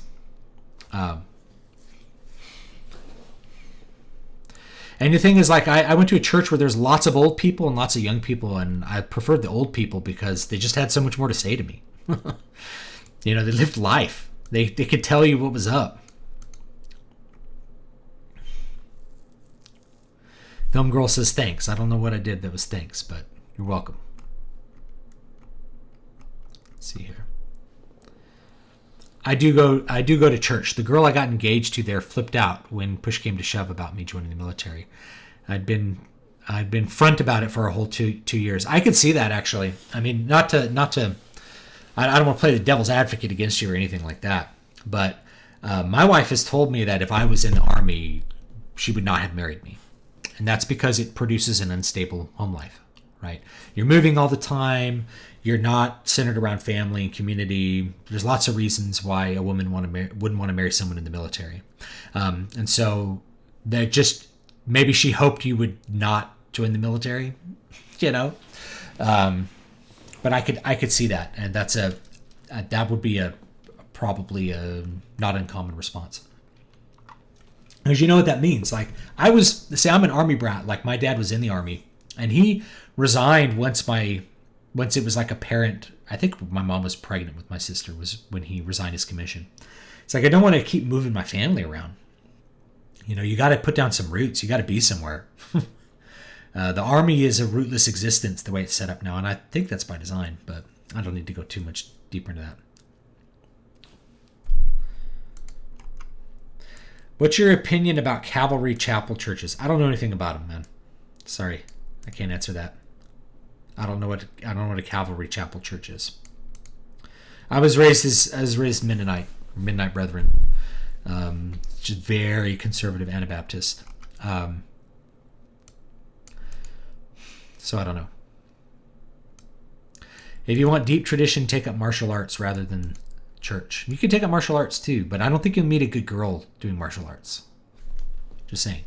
Like, this is the thing about church, right? The people at church, they have a selection towards a set of values and beliefs, right? So if you go there and you have those values or beliefs, so you want them in your partner, then all the women that are there, you're already filtering down to people who are going to be compatible with you in that way. And then you just have to be like, you talk to a girl and she's like, I could never date somebody who liked metal. It's like, cool, then we're not dating because I like metal.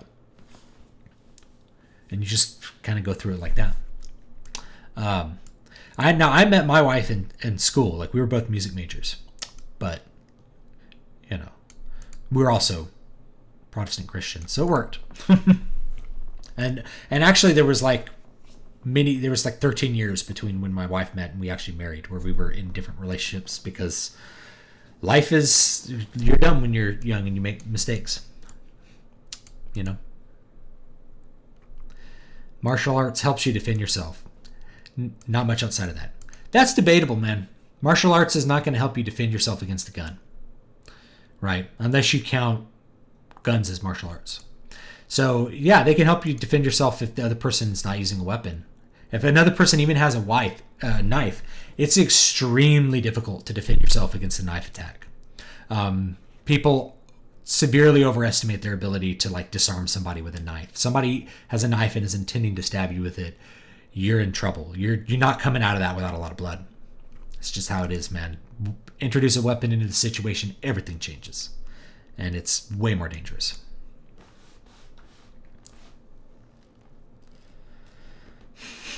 He said in front of her, she's a woman, Jack. She doesn't know what an attack jet is.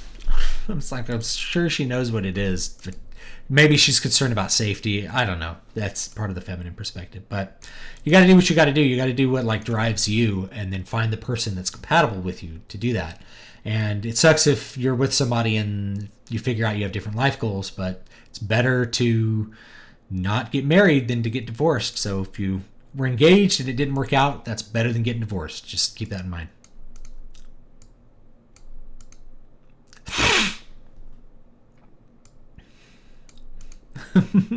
Don't worry, guys. I'm sure us women have the same problems you do. No, I think women are different, and they tend to have a little bit different problems, right? On average, or like typically, normatively. But that doesn't mean they're, it doesn't mean they're like morally different or something like that. Need a better segue to guns. Yeah, real life isn't a martial arts movie. So, I don't know. Martial arts is great. Like, it can teach you lots of amazing things. I think some people get overconfident with it. It's good to have some confidence with it, but the best fight is the fight that you avoid having to deal with. It's never fun being in a fight. No one comes out of a fight feeling like great about it. It's like, even if you come out on the better end of it, you probably are hurting, Yeah, it's good exercise. It's good focus. Develops your body. There's many great things that come from whatever discipline you want to focus on. Whatever you focus on, you become more sensitive to. So if you're focusing on martial arts, become a lot more sensitive to what your body does, your capabilities, your strength, how you move, how other people move, how other people stand. All those things you become more sensitive to, which that's going to increase your safety. One of the things that martial arts can actually do in terms of increasing your safety is you'll be able to size up people and know whether you should fight them. Like, if you see somebody and they have like cauliflowered ears, the problem that guy's been in some fights. He could probably kick your ass, right? And especially if you're like me and you don't have so many cauliflowered ears, or like you have a big bolt sticking out of your head, and anytime you're going to get in a fight, you're going to have a ripped scalp. So you're going to figure that out, or the way somebody's standing. If they're standing in an aggressive manner, you can feel that out better. Like, if you have a little bit of experience there. There's actually a lot of things that aren't just knowing how to punch or kick or like defend a takedown or something that would actually improve your safety, now that I think about it.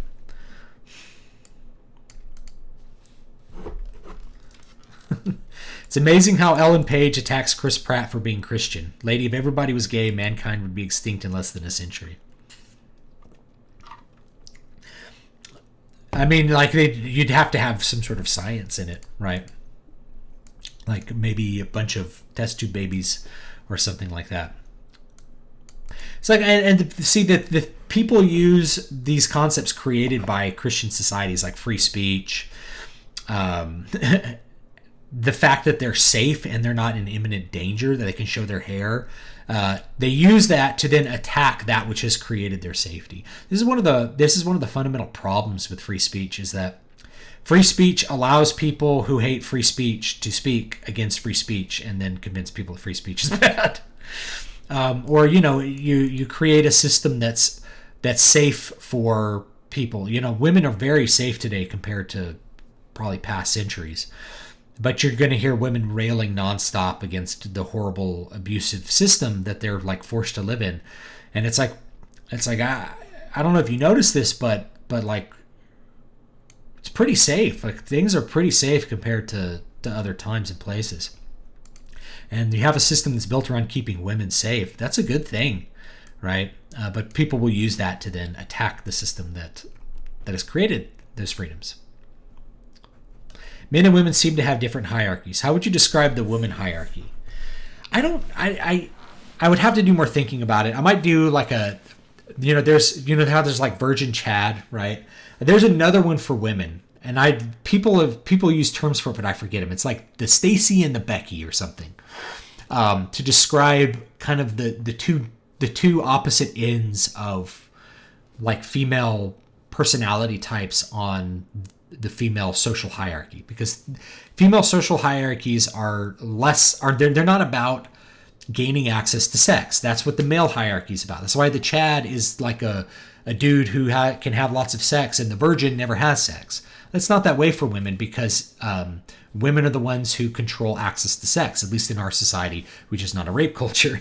They're the ones who control access to sex, so their hierarchies are different. And you may have heard like men propose, women dispose. So a lot of the female experience of dating and sexual selection has to do with selection and elimination rather than pursuit. So the male hierarchy is built around pursuit. The female hierarchies, to me, it's more complex, maybe because I'm not in it.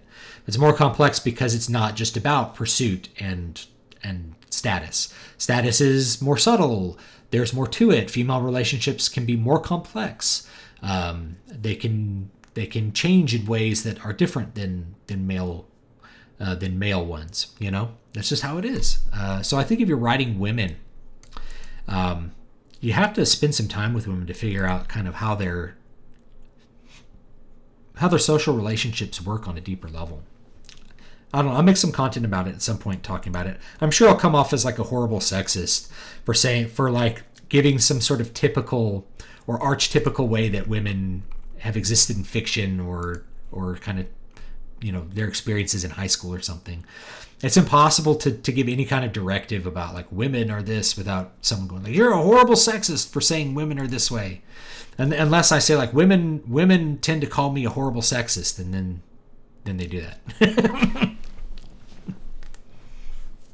Becky versus Stacy, is that it? Yeah. What do you make of the Boxiversity videos on Christianity's necessity to the West? I haven't watched them, but since you mentioned them, maybe I'll go watch them if you think they're good. They're opposites as far as the chat is concerned, because he doesn't even register the bloated bullfrogs beneath the Becky. Yeah, I think female hierarchy, if you want to talk about like the social sexual hierarchy, it's more concerned with how much male attention you can command and control. That's where the hierarchy is. And it's like, well, isn't that just what Chad does? He commands female attention? Not exactly, right? Because depending on how you get that attention, it produces a different effect. So women tend to be pretty hard on other women who are promiscuous, for lack of a better term, because that's not selection, right? That's not being selective about partners. It's gaining male attention by being free with your sexuality, and that's not the goal. The goal is to have lots of male attention and to be thought of as the most attractive and most desirable without having to give men what they want. I know that's going to sound horribly sexist to some people to say, but that's kind of how it was in high school, I think. And some people never leave high school. Obviously, in the real world, there's always more complexity than that. But I think that's, if you're going to make a general assessment, that's what it's about.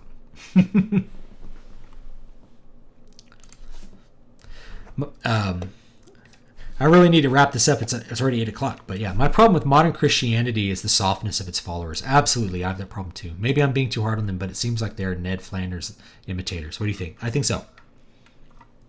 I think they're very soft. And what we need, I think this was from Taylor Marshall said this. So there's a Catholic podcast or YouTube show I watch from Dr. Taylor Marshall. And I'm not Catholic, but I really like his show and his take on things. So if you're Catholic, I'd recommend you check out his show. He's a very orthodox thinking fellow. It's like we need less nice guys and more Nicene guys, right? We need people who really strongly believe in the Nicene faith and are competitive against other beliefs which are antithetical to that, right? You need to not, I don't hate atheists or something like that, but I don't think that that's just the proper belief, right? You want to be, I think Christians need to be a little bit stronger in their beliefs as far as opposing that which they find not correct. They're not willing to really talk to atheists. I don't know, unless they're Vox Day. He's happy to do it. +5 shitlord points. Thank you. I guess I admire the Christianity in video games like Kingdom Come Deliverance. Absolutely. People in the past, Crusaders had to really strongly believe in what they were doing because they went through a lot of hardship to do it. Film Girl says I don't sound sexist. That's good. Just wait. I'm sure sooner or later I'll offend everyone. Everyone gets offended by me at some point. That's just how it is. Women compete with each other, this is what Samuel says, at attracting. They often even say that they don't care about attracting men, but they just want to look nice with their friends, which is competition. Mahler, Wolf, and Rags. No. Sorry.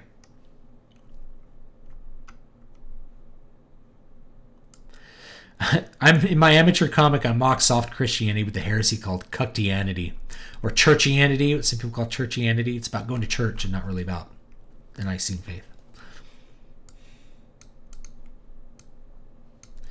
I think the only acceptable version of religion is the Jordan Peterson way of religion. He clearly doesn't believe in magic, but he does believe in the fundamental values religion bestows. I think he actually does believe in magic. I think he does believe in magic on some level. He also does believe in like the values religion bestows. But he's, you know, the more I understand about Carl Jung, the more I'm like disturbed by him. And he talks in a way that's like Carl Jung. I think he might believe in magic on some level, that like you do something and it manifests in the world, whether he thinks it's magic or it's just some product of the psychic spirit. It's like I think he operates in a way that like magic is real. You know what I mean? Like if you focus on something enough, you'll get it. Okay. I probably need to wrap it up here. I really, really appreciate it. We've gone like very far afield. Here, talked about scripts a little bit, talked a little bit about formatting. I'll probably make some separate videos just on how to format your scripts and some ways to do them that are very specific. Mainly wanted to get across that you don't write prose. You give direction for other artists to communicate what they're doing. So that's the main thing that we want to take away from scripts. So interesting stream tonight. Not a huge number of people showed up, but I really appreciate those of you who did show up, and I really appreciate the super chats. I don't know what we'll talk about next week. I want to do a couple weeks where we just talk about an IP, like just talk about Batman for like the entire time, right? Or just talk about Star Wars or Star Trek for the entire time.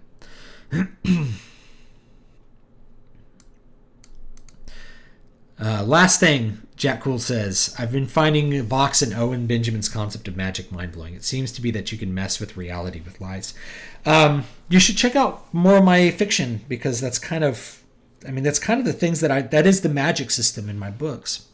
And that's also a theme in a novella I'm coming out with, and it's a little bit of a theme with SockNet, that script that I showed a little bit of. It's this idea that, you know, reality... So if you can control, and I've talked about this with Newspeak, Doublethink, Thought Crime.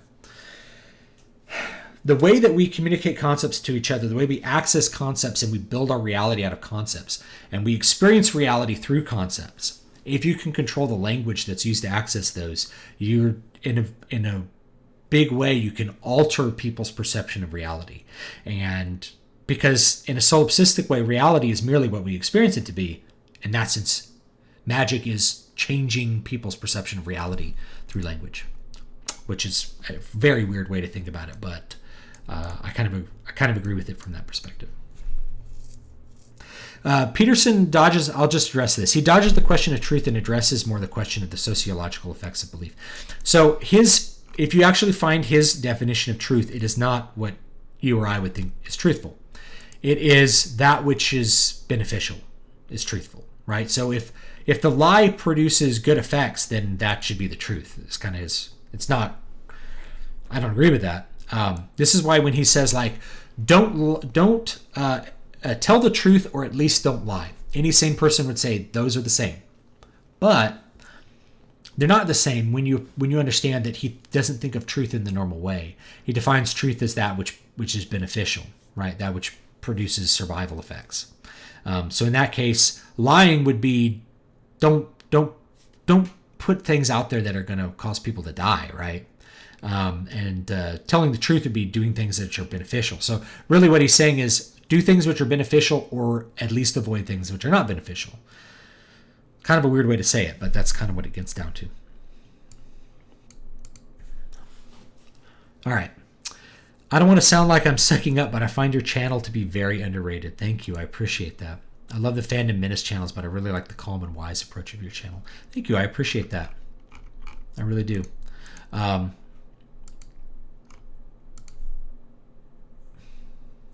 Okay, so that's it for this week. I really appreciate y'all watching. I appreciate the super chats.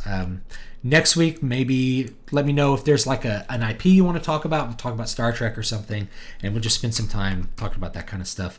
I don't know if I got to enough stuff on scripts for it to be really beneficial, and there's not a lot of people this week. It's okay. You don't knock it out of the park, and I didn't do a lot of promotion for it leading up to this week. So we'll see how it is next week. I do appreciate everybody showing up that did show up, and I'll see you guys next time.